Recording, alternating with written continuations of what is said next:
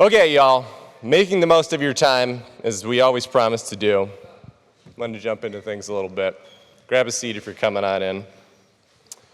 Last week's education, we talked with Kurt Skifstad all about the factors for entrepreneurial success he's learned over his career. Today, we get to carry that forward and build upon that with another Michigan alum. Show of hands out there, how many people are still wondering, man, I don't know what to do with my career. I am really not sure what I'm going to be. Put your hand up. Don't be afraid. It's okay. You're in college. Everybody's wondering. Yeah, it's all right. Okay. I'm thinking, man, you are in luck because today's guest is the perfect person to talk you through how to evaluate evolving your career, how to embrace opportunities to take risk and change up and pivot the direction that you're in a process and kind of a proven methodology she's taken to go ahead and do that. She's worked as an aerospace engineer, a writer, a sought-after strategist, a venture partner, and a CEO. In the 20 years since she left the Michigan Daily, she's consistently been unafraid to experiment and embrace failure. She's learned in an impeccable way how to create her own luck, and she's pioneered new business models around the world along the way. She's worked with NASA, Rolls-Royce, Uber, TaskRabbit, just to name a few. And she's pioneered air mobility in the skies above Mexico, the United States, Greece, and Brazil. Please help me give a warm welcome to alum Uma Subramanian. Thank you very much. Got it. Good. Good afternoon, Ann Arbor. Or good morning still, I guess. It is really great to be here with all of you today. I remember the people that gave the career talks when I was in school, and now I am one of those people, which is amazing and exciting. I am super, super stoked to be here today. I thought I would start by walking you through what I've been up to for the last 22 years, since I was sitting where you're sitting. I graduated from the University of Michigan when we were at the top of our game in football, and we're back there again, which is very exciting. And I went to Northrop Grumman in Los Angeles as my first job. I spent 18 months working on the aft fuselage of the F-18, which if any of you are in aerospace engineering and you don't like structures, that is a bad place for you to go. I managed to finagle my way off of the F-18 program onto what became Project Artemis. When we launched in January 2004, the then President Bush said the US was going back to the moon and going to Mars. And I was like, I gotta work on that program. So I managed to get myself off of what I was doing and into that program. And in the very early days, we were trying to figure out, how do you get to the moon? How do you get to Mars? The timelines were quite different. The project then called Project Constellation, which became Orion, which then launched a few months ago as Project Artemis, was about going to the space station in 2012, to the moon in 2016, and to Mars in 2020. And they just launched to the station, which is, crazy. But so I started out my career, I spent 3 years working on Project Orion, and then I realized that space was not really cool. It was sort of 5 years before Elon made space cool again. So I went to business school at Harvard, and while I was there, I thought I was going to go back and sort of sell space to the world. But I quite quickly, I hosted a panel, actually at a conference, on space, and it went head-to-head against a panel on mobile devices. This was the fall of 2007. There were 18 people in the audience at my panel on space and 800 people in the panel on mobile devices. So I was like, I got to go figure out what people care about and what's going on in the world. So when you're in business school and you don't know what you're going to do, typically you go into management consulting. So I did that, and I went to London, where I worked at Bain for 18 hot months. You guys are going to hear this sort of 18-month theme through my talk. I worked for 18 months from September 2008, which many of you may remember as the start of a very tough time in the economy, from the fall of 2008 to the spring of 2010 at Bain, doing strategy consulting. And then as quickly as my little legs could carry me, I went back into industry. I joined Rolls-Royce as the head of M&A in the military engine business, which was a big change. I didn't know much about M&A. It's kind of surprising they gave me that job. But I had an amazing 3 years doing that. And this is where the know yourself point comes in. What matters to you in a job, what's really important in the company and the people that you work with, and knowing when to kind of cut the cord is like a really important life skill. So after Ultra, I did something radically different. I decided I wanted to go work in tech. And I became the European general manager for TaskRabbit. So I launched TaskRabbit in London. I scaled it to profitability over an 18-month period. And that was the single best job I have ever had. I had been selling jet engines, and then I went from selling jet engines to like organizing gardeners for grannies on the weekend and building a consumer business in a place like London, which was one of the most like educational experiences. And that's where point 3 comes up, experiment. As you look out on your career, you guys are at an amazingly exciting time. I'm one of those people that loves looking for a job. So I think I love the idea that a lot of you don't know what you're gonna do because it's a very exciting time. It is a time to take chances and change and pivot. But this isn't your only opportunity to do that. You can take chances and pivot at any point in your career, knowing that the education you're getting here is going to let you land on your feet. So experimentation, we'll talk a lot more about that. So I ran TaskRabbit for 18 months in London, and then I realized that I wanted to go back into aerospace. The fundamental problem that I have is I love airplanes. Cannot get away from them. Airplanes, aerospace, anything that flies. And it's a great thing if you like airplanes and you want to work in that space, to get poached for Airbus's startup incubator called A-Cubed. So in 2015, we set up A-Cubed in San Jose, California, and Paul Aramenko, the guy that now runs a company called Universal Hydrogen, called me and said, hey, do you want to come here? And I said, to do what? And he said, to make helicopters accessible and affordable on demand. I was like, that's a crazy idea and it's never going to work, but let's try it. So I wrote a project plan, and we partnered with Uber. We launched in Sao Paulo in the summer of 2016. This is us landing on the roof of a building called Tomiotaki in Sao Paulo. And we built an urban air mobility network business. We were operated for 30 days, and we learned that actually people want to move through the sky. It's a really exciting time. And so Airbus on the back of that's like, let's go do this for real. This was Airbus's first ever consumer business. So we built a product. We created a company called Voom Flights, and we launched as a business in Sao Paulo in March of 2017. Our timing was really good. How many of you here have heard of Uber Elevate? Okay, a couple of you. So in the fall of 2016, Uber decided that it wanted to kind of bring urban air transportation to the world. And it dropped what was the Uber Elevate memo, which articulated an end-to-end architecture for urban air transportation. We were at the vanguard of that because we were running a network that flew people in the sky. And so over the next 3 years, we were the ones that were out talking about urban air mobility at scale because we were running flights with helicopters. We flew thousands of people over the course of 3 years. But at the end of 3 years, it became clear that if you're ever going to move the needle for a company like Airbus, you need to have a clear plan to generate billions of dollars of revenue. And even if you have every helicopter in the world operating, this was never going to be a multi-billion-dollar business. So it is very, very important to know when to quit. So fail forward and often. I don't consider Voom a failure, but what was really important was knowing when to stop. And so I left Airbus in the fall of 2018. And again, this is the point about like stop when it's not working. Kind of hung out and watched a lot of carpool karaoke for 6 months. And then met a guy named Garrett Camp, who was the actual founder of Uber. And Garrett loves hard problems. And he has always sort of wanted to solve and bridge the gap between commercial first and business travel and private aviation. There's a big kind of unmet market need. And I said, that's fine, but you have to make money flying airplanes. So he said, how would you do it?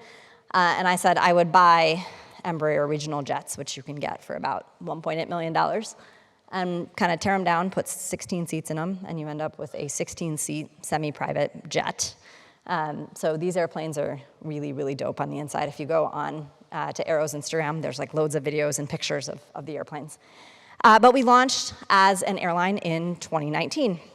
And then what happened? COVID and Brexit. and a financial crisis. But we're still alive. We've raised $140 million in capital. We have 7 aircraft. We do about 30 million top line every year. And Aero was an airline in Europe. It's an airline in the US. We ended up shutting down Europe because it's too hard to run 2 airlines on 2 continents. But still alive, which I'm very proud of, and kicking. And so that's what I'm up to these days. I have been at an OEM, I've been at a big company, I've been at a startup, I've started some startups, I run an airline. And so I'm really excited to talk to you guys today. What I hope you leave here with is a sense that you're never stuck, right? And so what I would encourage you, you're at a really exciting point in your lives where you're gonna set off on a journey. But make sure that you leave enough flexibility in whatever you choose to do to change your mind and to get to really understand who you are and what value you bring to the table. I am really great at starting stuff. I'm sort of less great at running stuff once it's a going concern and it kind of pivots. So I kind of know when to start and stop and then start again.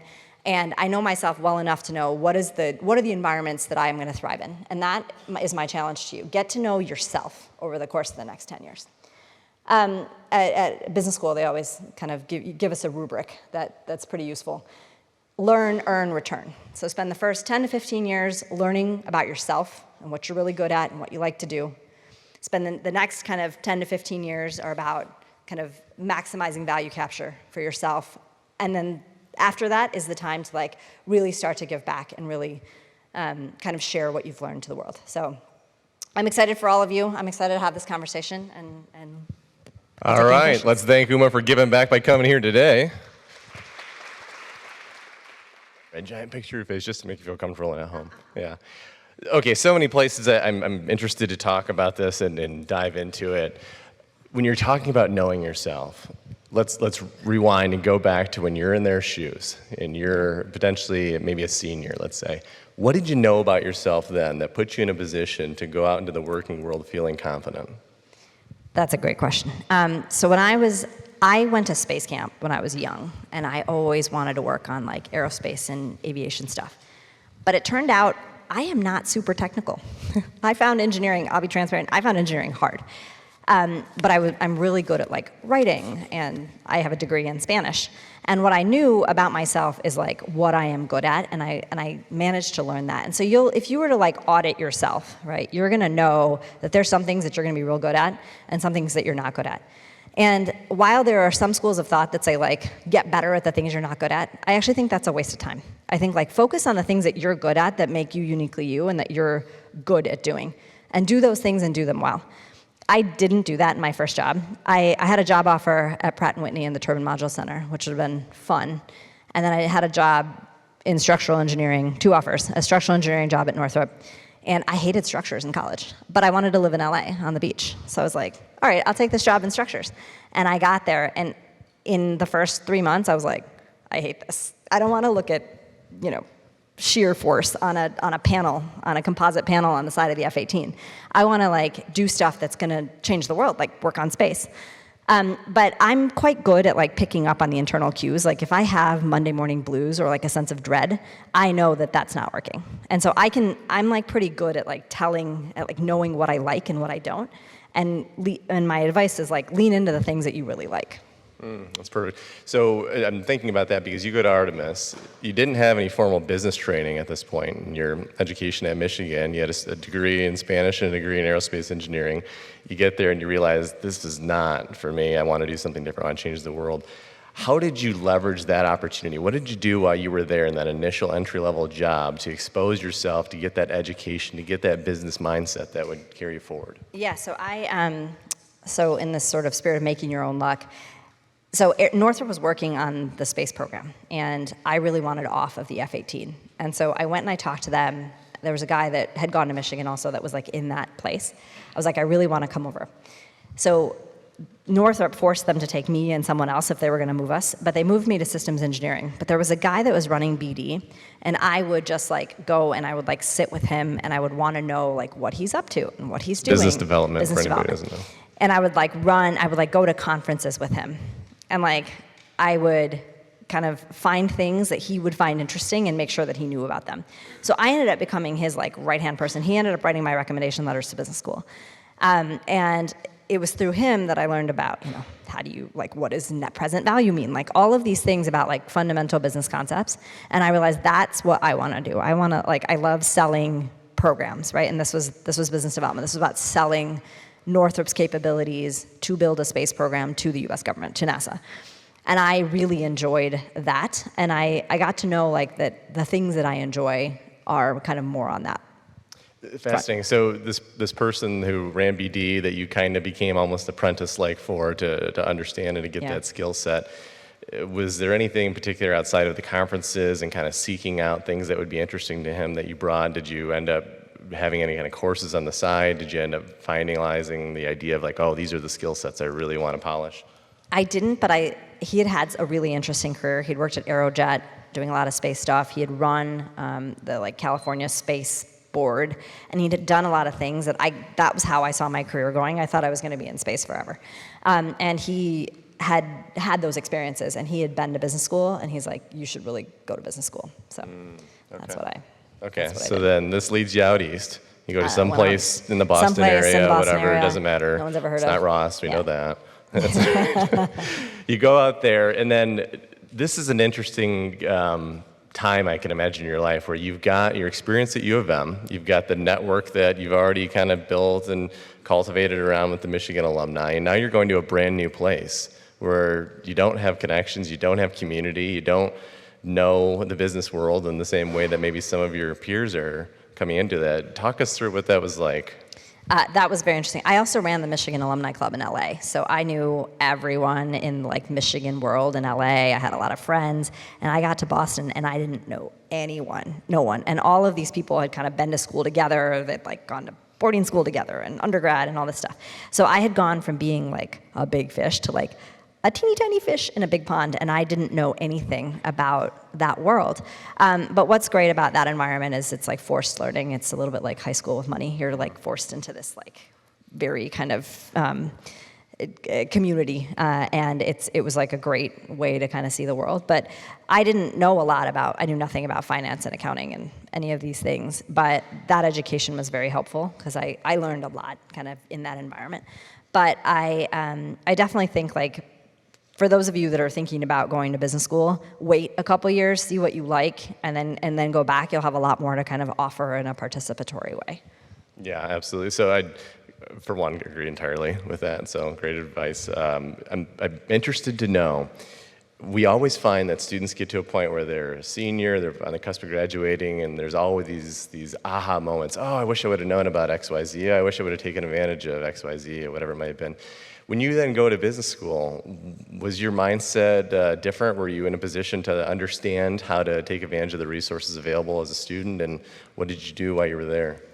What did I do while I was there? I hosted, I organized the conference. It was then called Cyberposium, now the tech conference at HBS. And that was when I kind of got exposed to a lot of different things. I got exposed to other things that were interesting, like mobile devices, right? The iPhone came out in the fall of 2007, so it was a really kind of key moment.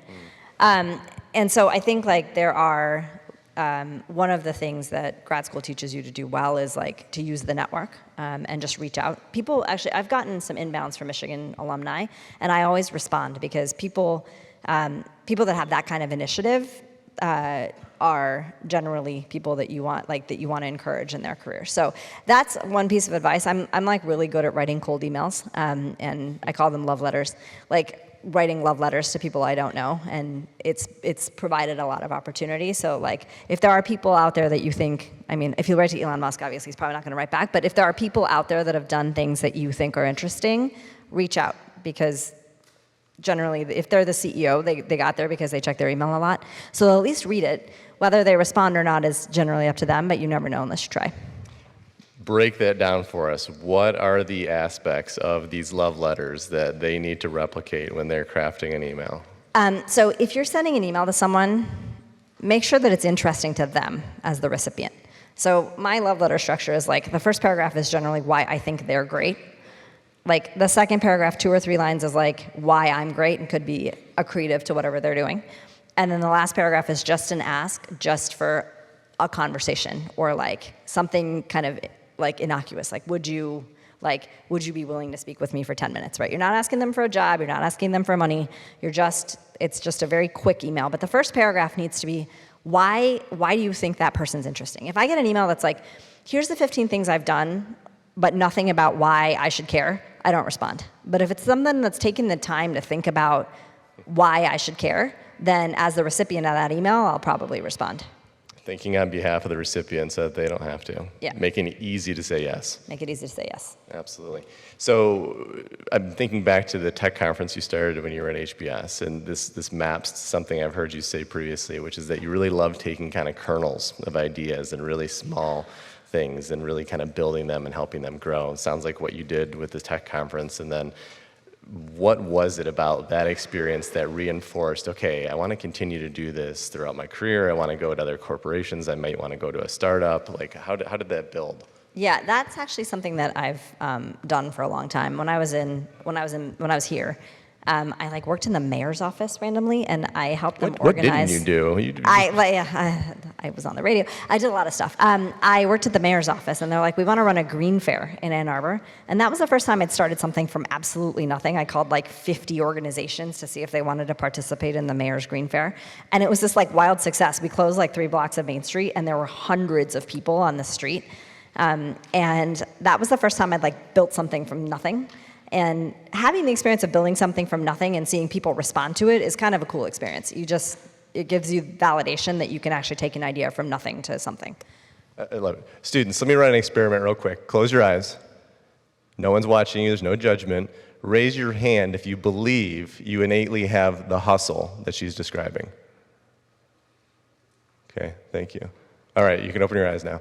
So for those who didn't raise their hand, who think that, I don't know if I've got that hustle, I don't know if that's me, what can they do to hone and improve that skill set and that mindset?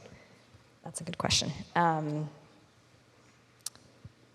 So I think the people that said that they don't intrinsically have hustle, I bet that there is something that you will hustle for.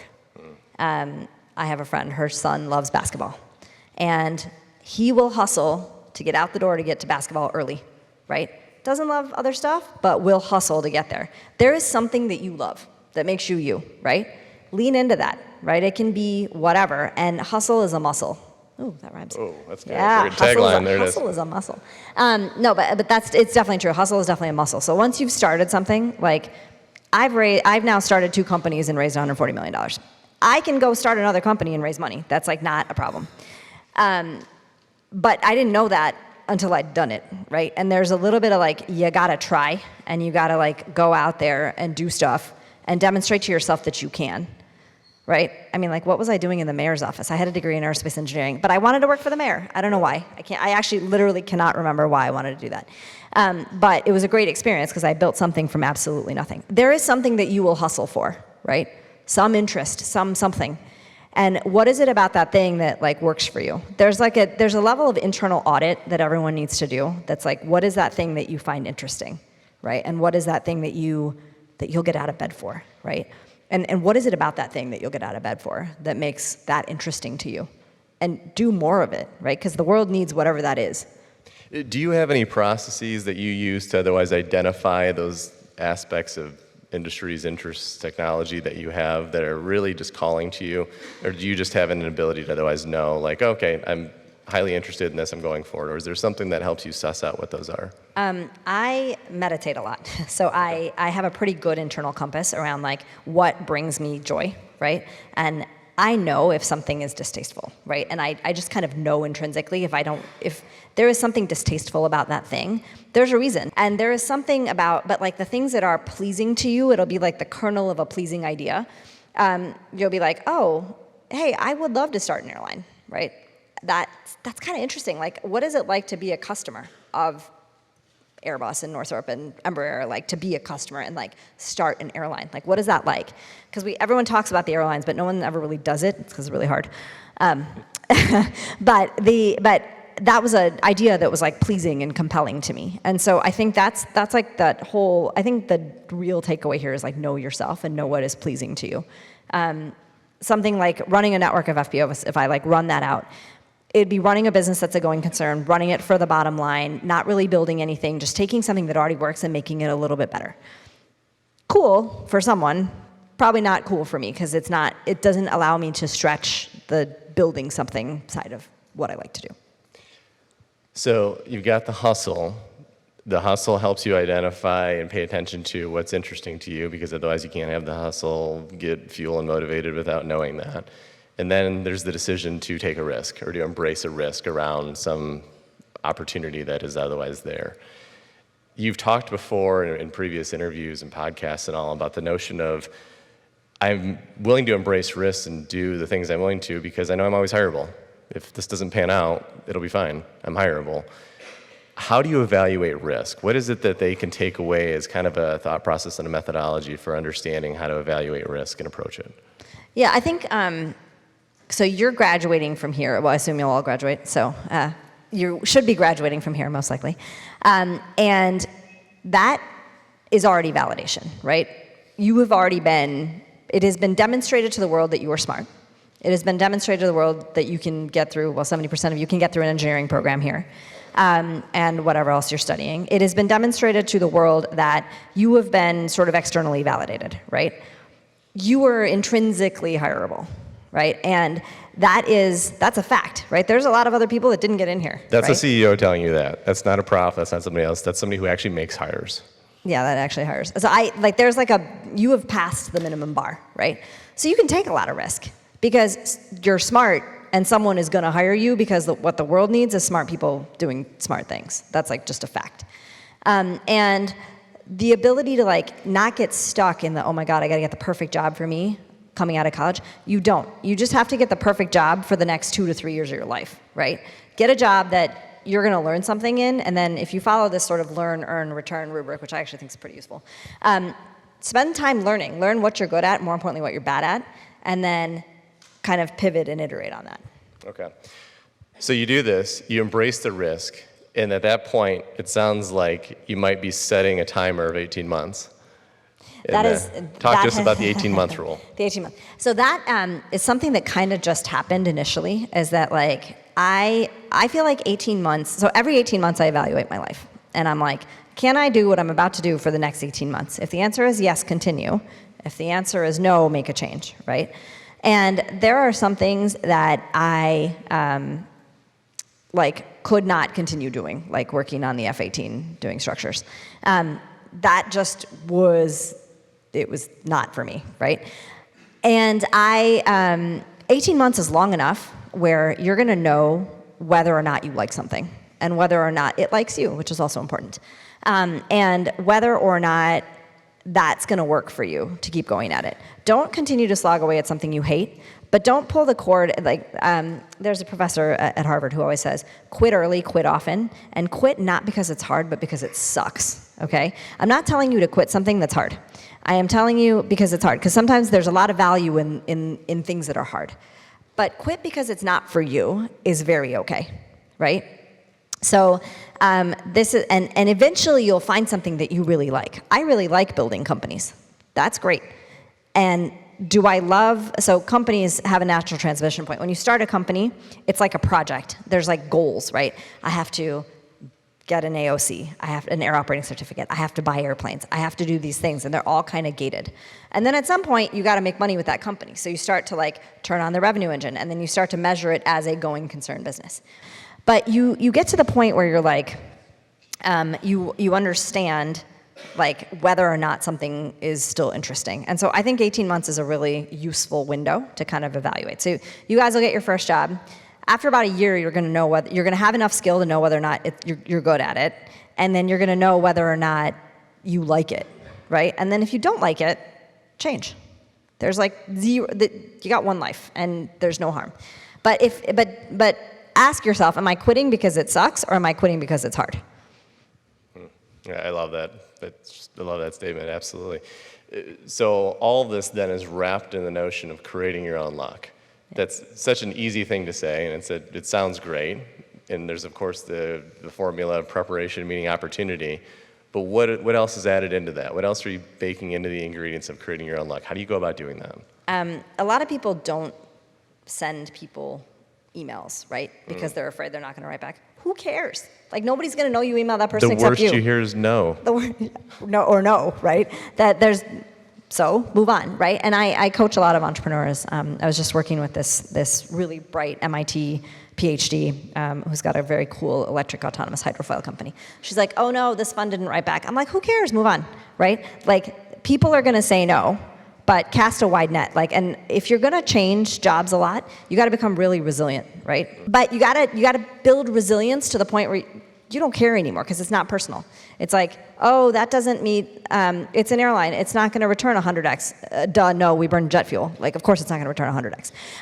So like, you get to the point where you're like, that is not, somebody saying no to you is not a judgment on you. It's a judgment on the fact that for whatever reason, what your value proposition is and what their investment criteria or their return hurdle is are not aligned. And that's okay. And you got to get comfortable with that. Like, there is very little downside in asking and then like kind of chopping and changing. Love it. All right, students, I want to give you the opportunity to ask questions. You've been incredibly attentive and tuned in. Appreciate that.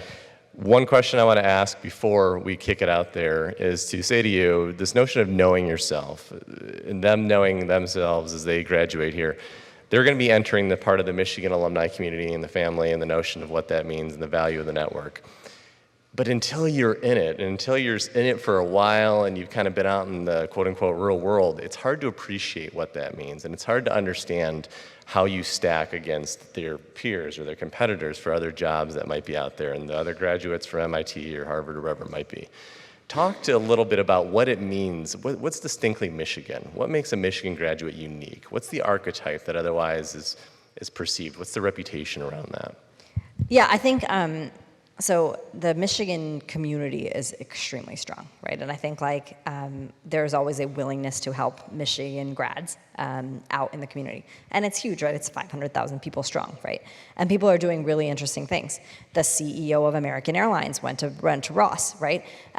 There's like people doing very interesting things out there. And so when I met him, I was like, go blue. And he's like, go blue. And you just kind of meet these people that you're like, okay, this is, the community is really strong and people will respond, especially if you're like, if your love letter's like, go blue from a Michigan alum, right? The people will respond to that, and it's just a very, very strong community. And that's not the case everywhere you go. That is not the case everywhere you go. So, no. Welcome to that. Okay, throw your hands up if you have questions. We've got some mics that will run up and come up to you to ask that. We've got some in the middle there, Elise. Hi, I was just wondering if you have ADHD, and if so, like, how did you hone it to kind of use it as a tool instead of letting it control you? Do I have ADHD? I don't think so. I've never been diagnosed with it. I'm pretty good at taking tests. But who knows? Maybe in today's world, maybe I would. No, but I'm able to focus for a period of time, but I've gotten really good at meditating. So I don't know, I'm really into the meditation thing. I think meditating allows you to really get attuned to what you like and what you are sensitive to and what you are able to kind of what you are good at and what you're able to go do. But no, I can focus for long periods of time if I need to. That's awesome.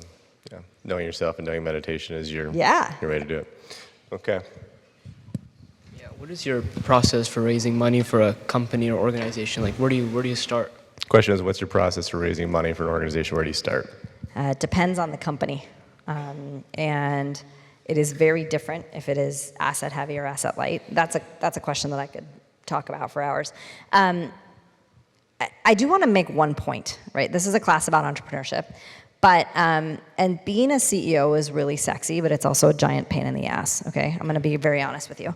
And it is really important to not start a company if you don't have to, because there are a lot of smart people working on really smart things.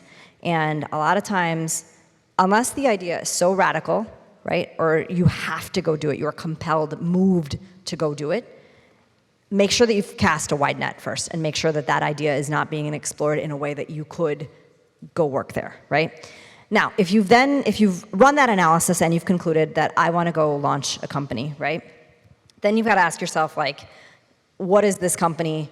What is the projected, like every single pitch deck that I have ever seen in my entire life has got a hockey stick curve, okay? None of those ever pan out. So you've got to ask yourself, realistically, am I building a software business? If you're building a software business, right, then potentially you have a shot at delivering the kind of returns that early stage venture investors are looking for. If it is not a software business, if it is a hardware business, then there are people that invest in early stage hardware, but they are fewer and farther between, right? And that capital is harder to get. If it is something like an airline, which is only ever going to trade at 2 to 3x revenue, that is a very different pool of people. So you have to look at the nature of the business and who is the realistic set of investors, right? And then it's just about, you're going to have to network and kind of get out there and start talking to people that have raised capital, pitch your idea, make sure that it's concise, get to people that have raised money in that space. And again, this is where the love letter thing really becomes important. So if you want to, I don't know, I have a friend that's building a network for dancers that looks a lot like ClassPass. She's now out talking to every single ClassPass investor because they've done it before. And if it's not for them, who is it for, right? What is the idea? Where is it? What is the realistic expected return on that thing? Because if it's a software business, you can get to the point where you're delivering the kind of exponential returns that an early stage venture investor would look at. But you've got to ask yourself, what is the realistic profile of this thing? What kind of investors will go do that? So Crunchbase is a really useful tool for that. I would start in Crunchbase, look at all the companies that look like my company, figure out who is the right pool, and then how am I connected to them through one degree or not. There's likely a free student subscription or something on that too to take advantage of. There's probably a free student subscription to Crunchbase or the like to check into. That would be. I can't see questions. Okay, we got one more, or we got several kicking around, yeah. Hey, thanks for the talk. So my question is around how do you stay ahead of the technology trend? You have been staying in the engineering technology business for a long time. For example, in aviation, you have electric aviation right now. How do you evaluate that kind of technology? Yeah. How do you, specifically is, how do you think, why do you think that is a profitable technology advancement if you want to step in? So the beauty of aviation actually is that the regulatory environment moves really slow. So so it's actually great for that point of view. You can actually stay ahead of it. You're like, all right, what are my alternatives on propulsion? Electric, hydrogen, hybrid electric, that's pretty much it, right? So you can stay on top of the technology trends. If you are interested in something like AI or, advanced neural, whatever, advanced, language, I'm trying to think of the word, whatever. Learning language models. Yes. Then it's very hard to stay on top of the technology trends, right? And that's one where I don't actually have a good answer.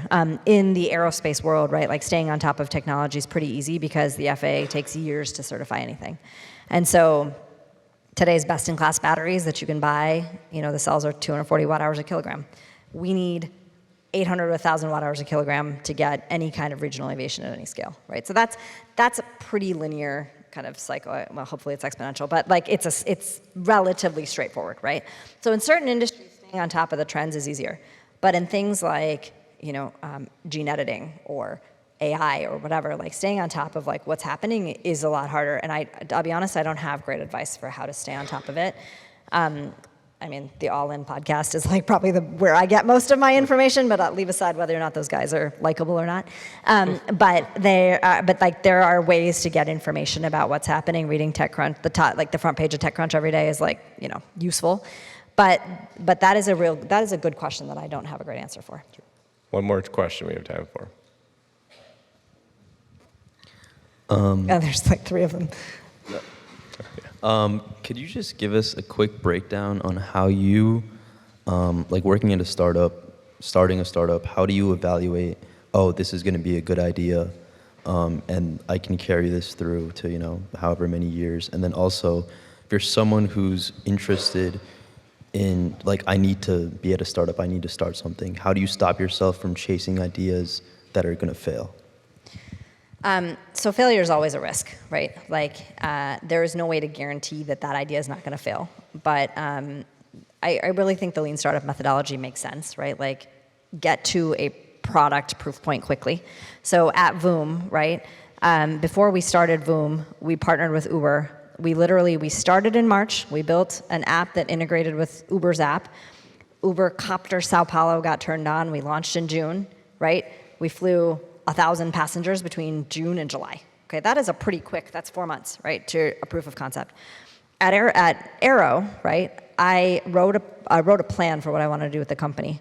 And Garrett said, fine, but I want you to run flights this summer between Ibiza and Mykonos, okay? That is an airline that is for like DJs and people that love EDM. And I was like, that's a crazy, like, why would I do that? I'm like, who goes on holiday in Spain and Greece at the same time? He's like, trust me, it'll work. So I chartered an aircraft, all right, and we built a product. We started May 15th. We went out for sale June 15th. We launched July 15th, and we flew flights for 30 days between Ibiza and Mykonos, okay? And we sold 85% of our inventory. And I learned, oh, wait, like, maybe there is a market. Maybe there is a thing, right? That's a captive route. And I was super skeptical. Like, I'm quite cheap. I didn't think that there was this like market for like premium aviation out there. And I had to demonstrate to myself that it was real. And the story, right, basically like the deck that I wrote in April 2019 like says, hey, there's a market out there. I've like validated it. I validated it with data, right? But then I find the need to validate things empirically. So the Voom example, like we ran flights with Uber, and then we're like, yeah, there's demand for urban air mobility. And then with Aero, right, so I started at Aero March 4th, 2019. By mid-July, I knew that premium customer was real. And so that's, again, only 5 months. If we had not sold any of the inventory that summer, I don't know if Aero would still be here today, because that would have been like, okay, well, this isn't really a thing, right? So fail fast. Like, get to the point where you put product, like it is very, very easy to build. Like, if you're building a consumer business, it is very, very easy to get to a proof point quickly. If you are building, I was having lunch with a professor in the aerospace department yesterday who's building a 1,000 kilowatt per hour, battery cell. That is a different problem, right? I am talking about businesses, like consumer businesses, things that move fast, things that move quickly. If it is deep tech, that is a different problem set, and you probably need a PhD to like really be able to understand like whether or not that's going to work. And it may not, right? You may raise $600 million and be like, oops, that didn't work. That's worse on some level. It's harder for you because you've spent 10 years building that. But if it's something that's consumer, if it's something that's fast moving, get to a product quickly. Yeah, fail fast often. Don't be afraid to do so. Yeah. All right, well, thank you. Thank you so much. Appreciate it.